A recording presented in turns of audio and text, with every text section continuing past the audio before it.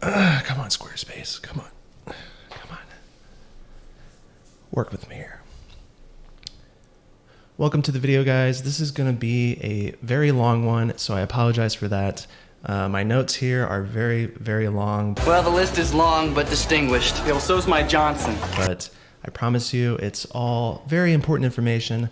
The first of which being the sponsorship opportunity that I had. I wanted to talk briefly about that, just to put it out there. But Skillshare reached out to me and they wanted to do a 12 video sponsorship. And I agreed to it initially because I wanted the money and I wanted to just have a sponsorship overall.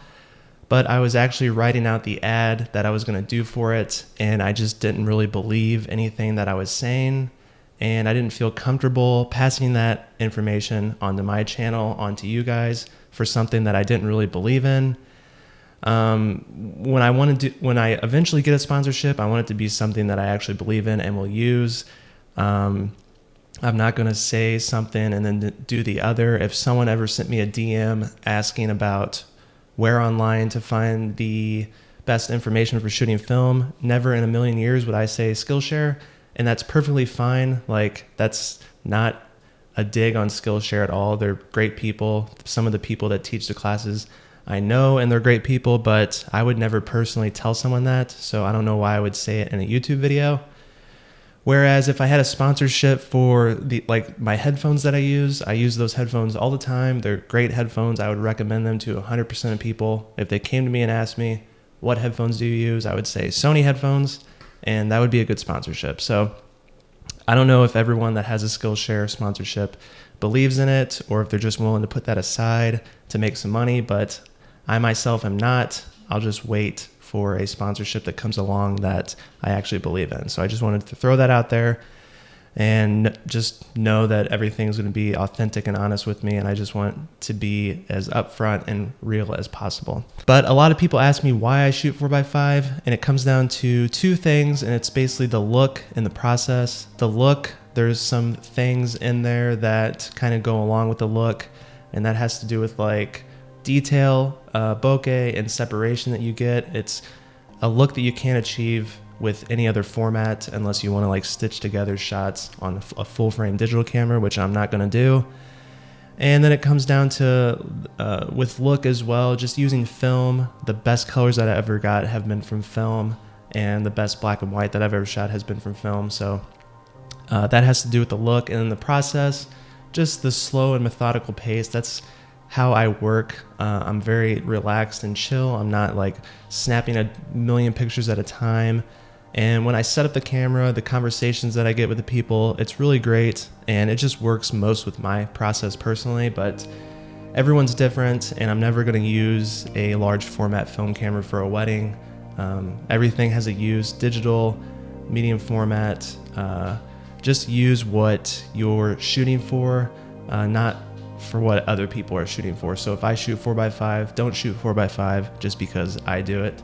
Shoot it because you want to, and it fits in with your process. Now I wanted to get a little bit into what I use daily for shooting 4x5, and the first thing is a nice notebook. And I use film holders that they have numbers on them, so I just write down the numbers and the film that I use to correspond with each other. That's the best way for me. I don't have to deal with like stickers or anything like that. The other thing that I use on the daily is a peak 5x loupe. I've used 3x loupes before and a 10x loupe, and this is just a nice middle ground because the 3x not strong enough and the 10x is going to be too strong, where you start to see like dust and stuff on the actual ground glass, and it kind of hinders your focusing. And some tips for focusing. A lot of people ask me that question, and my best advice is to just practice and be cognizant of the person that you're photographing while you photograph them. So just practice around the house, just practice on certain objects that you know are going to be still and they're not going to move. And you can kind of get the feel for how it looks when it's in focus and how it looks when it's out of focus. And when it comes to photographing people and focusing on them, eyelashes are really easy and nice to focus on because they're pretty high contrast and they're pretty sharp.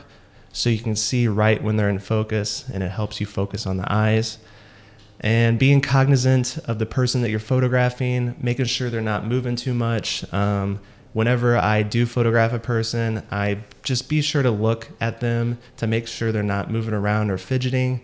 And if they do, don't have a problem refocusing and just telling them that they need to be a little bit more still. It's a longer process and it takes a bit to focus. There's nothing wrong with that. The camera that I use is a Chamonix 45N1. It's the most basic camera that Chamonix offers, and I fucking love that thing. It's the best, most well-built camera I've ever used, period.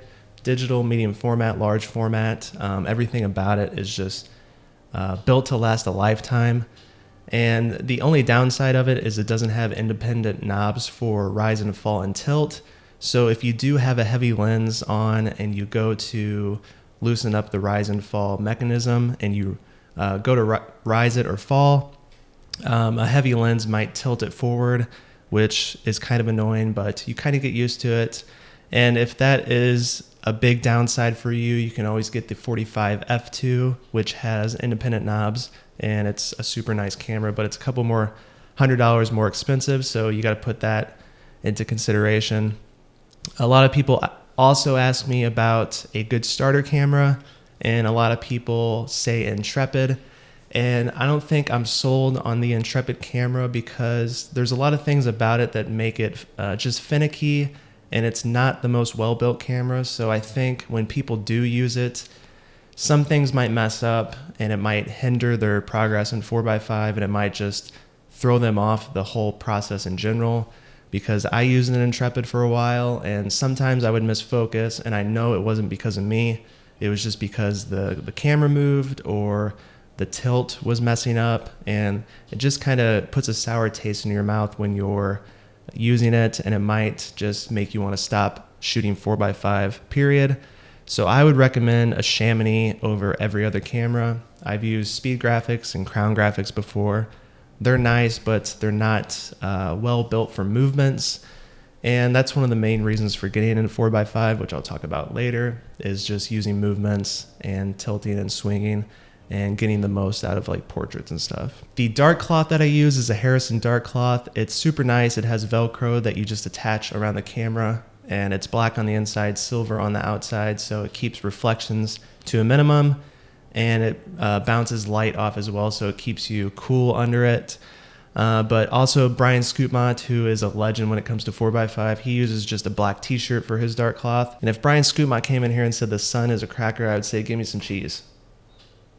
The two lenses that I use is a Carl Zeiss 135 Planner f3.5. It's the newest lens that I have. It's the alternative to a Zenitar lens. And I got it because it's a little bit wider than a 150. From what I've seen so far, it's sharper, it has less fringing, it has less flaring. It's cheaper than the Zenitar, and it's pretty much better in every way, except it's a 3.5 versus a 2.8, which really isn't that big of a difference. But I like the ability to shoot a little bit wider and then crop in if I need to. That's why I purchased my second lens that I'm going to mention, a Nikon 180. The 180 is roughly a 50 to 52 millimeter on full frame. And I like it because I had a 210 as well at one point, and I just thought it was a little bit too tight.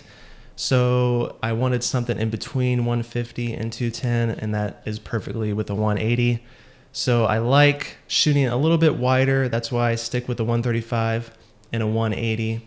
And I can always crop in if I need to, and that's the beauty of 4x5. You can crop in and not lose that much detail. But those are the two lenses that I use. I'm going to be shooting with them later, and you'll see how they look. The only filter that I use is a 3-stop ND filter, and I just attach that to the Carl Zeiss lens when I'm shooting outside in bright situations and want to shoot wide open. So basically it just blocks light. It blocks 3 stops of light. So say if you're shooting HP5, you're going to meter at 400 to 200, 200 to 100, and then 100 to 50 ISO. So that's 3 stops, and you just meter exactly how you do normally, but you're going to meter as if it's a lower speed film because the light is being blocked from the film. So I use that because the Carl Zeiss lens has a 1/200th shutter speed, top shutter speed. And when you're shooting outside, it can get kind of bright, and it's nice to just have that to block the light so you can shoot wide open and get that creamy bokeh. For metering, I use a Sekonic 758. It's a spot meter and an incident meter. The spot meter function is really nice for landscapes and when you have to meter something that's really far away. And then the incident meter is really nice for portraits and anything that's directly in front of you. I use the incident meter for these portraits coming up, and it works really well. I've got mine for around $300 on eBay. Pretty expensive, but it works really well, and it's nice to have a spot meter and incident meter. So that's pretty much all I use for shooting 4x5, and now we're going to get into actually taking some portraits. This was me meeting with Maxine for the Analog Artisans episode that I did, and basically going into these, I never really know how the lighting's going to be. I don't know if it's going to be outside, inside, but for this, I did know that she had a studio, so I knew it might be pretty dark. So I loaded up Portra 160 and HP5 for this. And the reason I did that is just because HP5 is a higher ISO film, so it's going to be better in low light. So overall, when metering for portraits, I just want the most even light as possible. You can see these portraits with Jim. The light is hitting him nice and evenly down his whole body and the whole scene in general. So basically, I just have to throw the light meter up, get a reading, and I know that nothing's going to be high or low in that scene. And this portrait of Maxine that I took in the corner of her studio worked a lot better because she was lit nice and evenly from the light from the window, whereas the one directly by the window, her face is going to be a little bit harsh. So you just need to look at the light when you're in a scene like that and pick what looks the most even and what's not going to be as high contrast, unless you're going for a cinematic look or a look where you want the light to be super high contrast like that. But for me, when shooting just these editorial style or these everyday slice of life portraits, I just want the light to be even and not as dramatic. So my metering usually reflects that. For these, I was metering Portra 160 at 125, just a little bit overexposure, just to get some nice shadow detail and making sure I'm not underexposed. Everyone knows that underexposure is bad when it comes to film, so if you're going to lean one way, lean towards overexposing. And then for the HP5 in these, I was metering at 320 instead of 400 just to get a little more as well. And it makes for a nicer image to edit and scan as well when you overexpose the negative, in my experience. So one of the reasons for shooting 4x5 is to use camera movements, and the one that I use the most on portraits is going to be swing and tilt. I hardly ever use the back standard with portraits because that controls the perspective. It's going to distort people's faces and stuff. The front standard is used for focus only, and it just changes the plane of focus. So for this one, I was using swing, and basically you just want to set your subject up exactly like you usually do at an angle like this. And basically all you're going to do is use the focusing wheel to focus on the near eye, and then you're going to use the front standard and move that to focus on the far eye.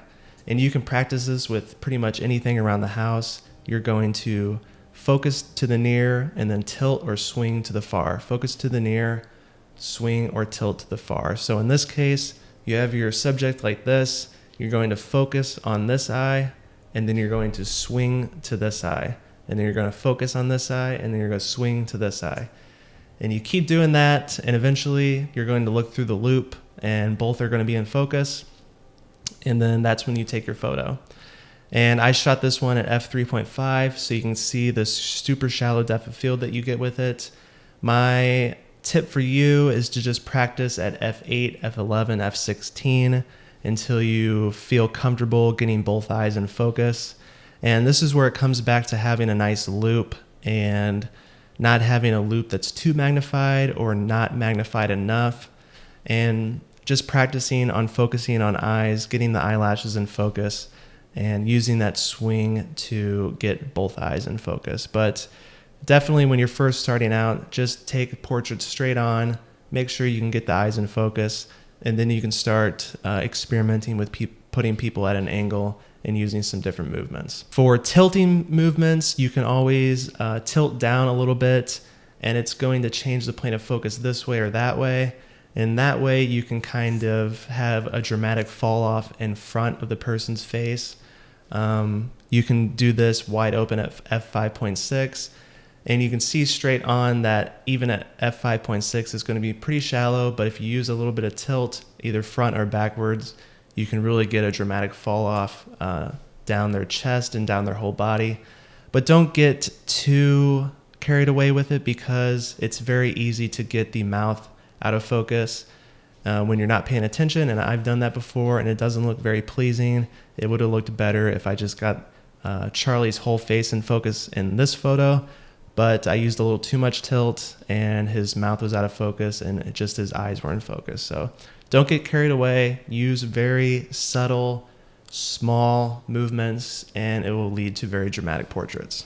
Overall, I liked these portraits. Like I said, I think my metering was a little bit haphazard because it led to some overexposure, specifically this shot, because I metered, and when I looked at the different readings with the highlights, like I said, it was a 2-stop difference. In my head, I was like, that's not going to be too much, but I think I think the film can handle it, and it turns out that it was a little bit too overexposed. You can see on the side of her face that it's pretty bright, and you can get like the skin details not as great, or it's too great, and it looks like just very shiny and not very pleasing to the eye.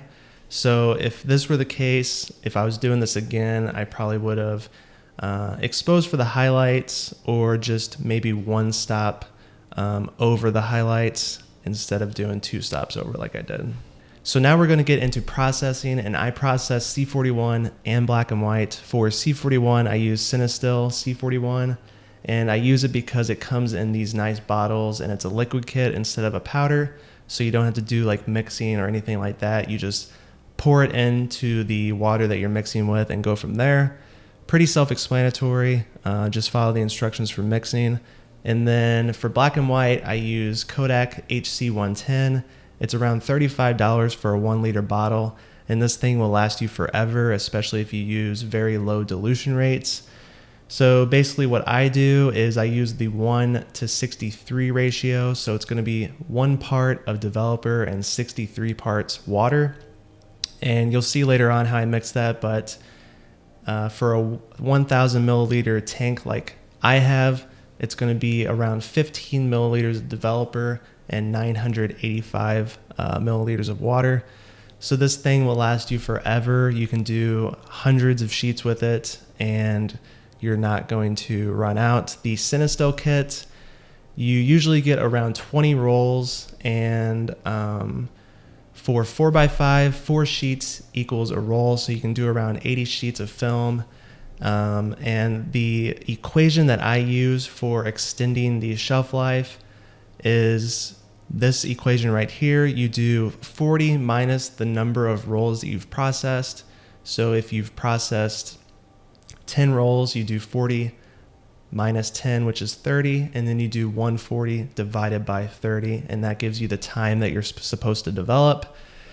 So when you're first starting out and leading up to your first 10 rolls, you're going to do it for 3.5 minutes, and then you're going to Blix for 8 minutes. But as you use it, the strength of the developer is going to go down, so you're going to have to extend that time, and this equation helps you in doing that, and it hasn't failed me yet. So use that, and you'll extend it to 15, 20 rolls, and then you'll eventually see some color casts and know that you need to throw it out and mix a new batch. So for developing right here, I use a 1,000 milliliter tank. It's a Patterson 3-reel tank, and I use a Mod 54 reel. A lot of people have problems with the Mod 54, but I personally never had a problem with it. It holds 6 sheets of film, and you just fold it like a taco with the notch on the right side, and you just throw it in there. It could be kind of hard to get it under the actual notches, but once you practice a little bit, it becomes second nature, and it's super easy. I always rinse my film before developing. Some people do, some people don't, but I've always done it and never had a problem.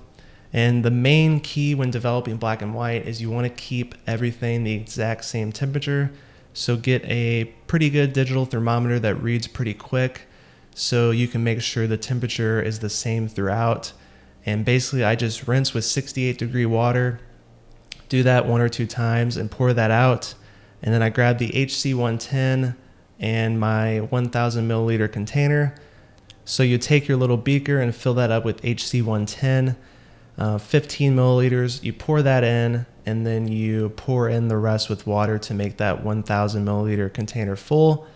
And then you're just going to pour that in and then follow the instructions for developing. For this specific film combo, it was 11 minutes.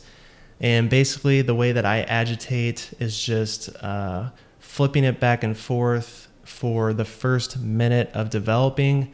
And then every minute after that, I do 5 inversions or around 10 seconds of inverting.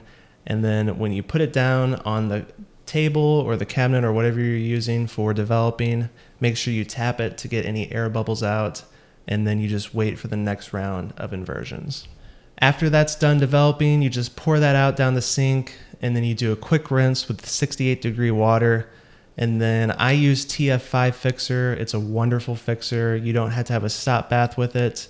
So for this specific film, HP5, I fix for 4 minutes. If you're using a T-Max film or a T-grain emulsion, you have to fix for a little bit longer. I don't know the specifics behind it, but T-Max and Delta 100, you're going to fix for around 6 minutes. And then after that, you're just going to rinse for around 10 fill-ups. You fill it up, pour it out, fill it up, pour it out 10 times, 68-degree water. And then the last step is going to be photo flow. Photo flow is great because it's $8 for a container, and I swear to God, it probably lasts a year. And you just pour a couple drops in there, and it's going to help it dry nice and even and not leave any water spots.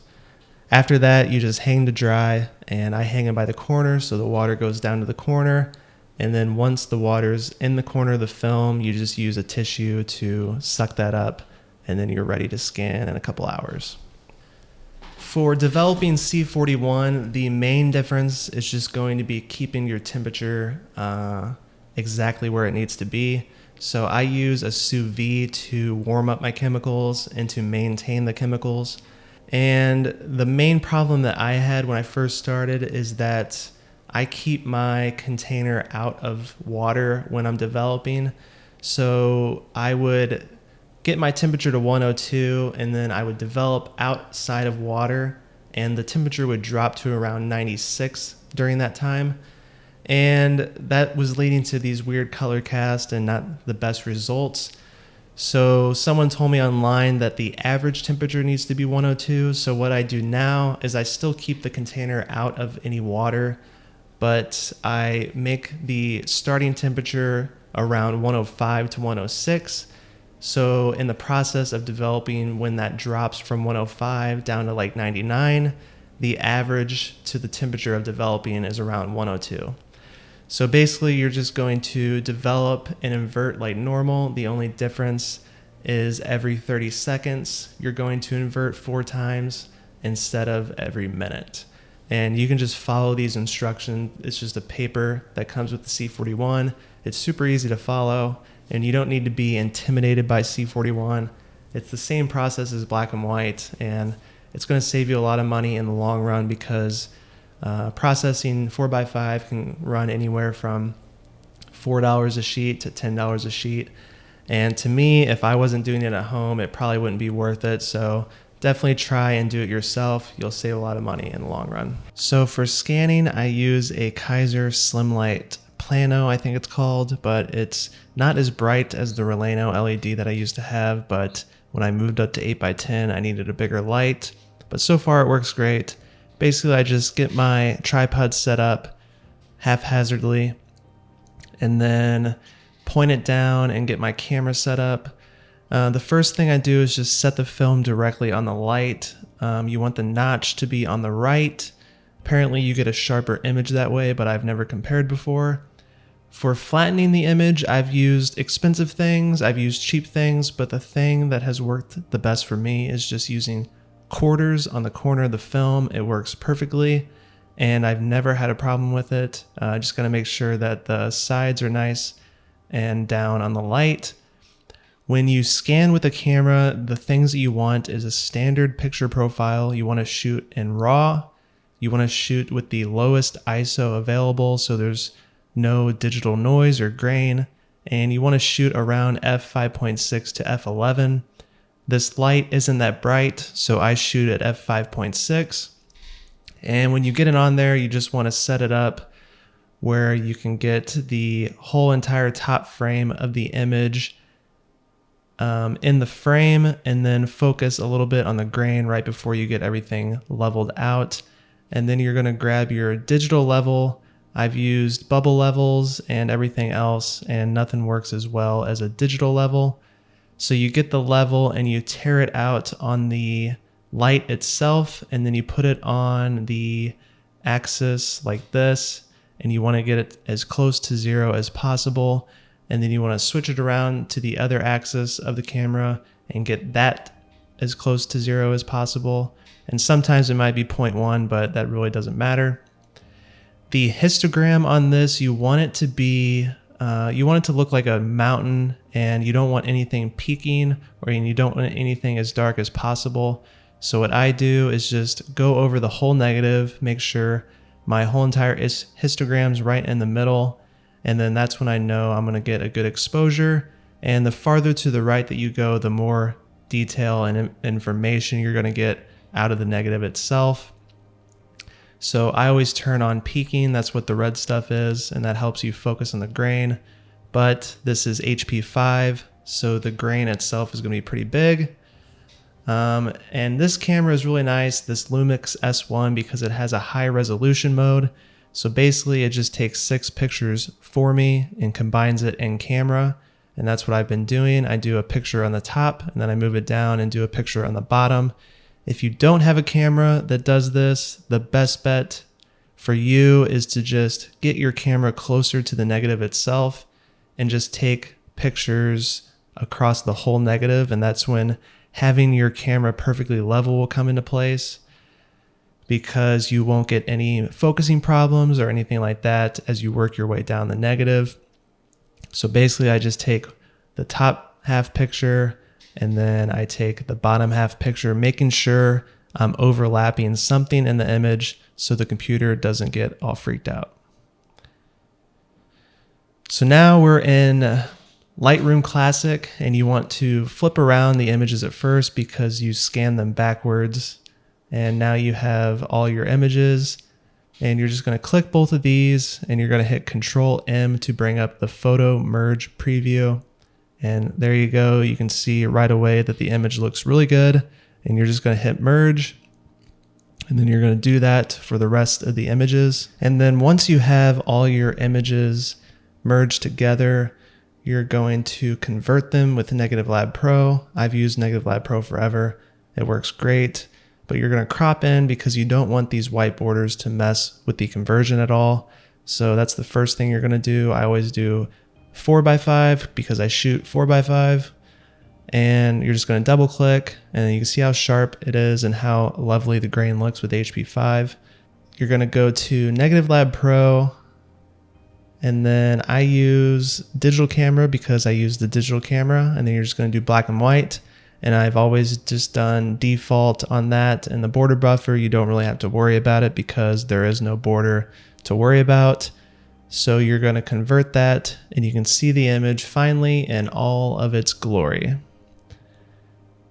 And there it is. Right off the bat, it looks pretty good. The preset that I've been using recently is either Cinematic Rich or Cinematic Log. For HP5, since it's pretty low contrast to begin with, I use Cinematic Rich. And then for a higher contrast film, like a T-Max 100, I might use Cinematic Log. So that was my course, my lesson, my class, whatever you want to call it, everything that I use. I wanted to make a very thorough video for people to be directed towards when they have questions for me on social media, or anywhere else, I can just point them towards this, and it kind of lays out everything that I use and why I use it. But if you have any other questions about anything, let me know. Thank you guys for the support. I appreciate it tremendously, and all the wonderful comments and messages that I get. It means the world to me. And hopefully in the near future, I have a sponsor on the channel, something that I can believe in and something that I actually use, so I can try to sell it to you guys to make some money, because money controls everything, and money is the most important thing in the world. I'm kidding. It's obviously a Kodak film, but yeah, thank you for the support. I look forward to making the next one, and I'll see you then.